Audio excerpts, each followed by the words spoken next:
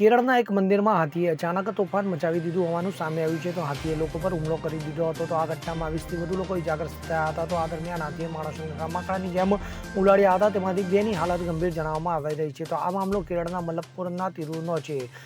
મંગળવારે રાત્રે અહીં મંદિરમાં ઉત્સવ ચાલી રહ્યો હતો. ત્યારે મોડી રાત્રે 1 વાગ્યા આસપાસ ઉત્સવમાં સામેલ હાથીઓમાંથી એક આક્રમક થઈ ગયો હતો અને તેણે લોકો પર હુમલો કરી દીધો હતો. તો આ ઘટના ત્યારે બની જ્યારે યાઉથંગલ તીર્થમાં 4 દિવસ સુધી ચાલતો ઉત્સવ સમાપ્ત થવાનો હતો. અહીં 5 હાથી એકસાથે ઊભા હતા.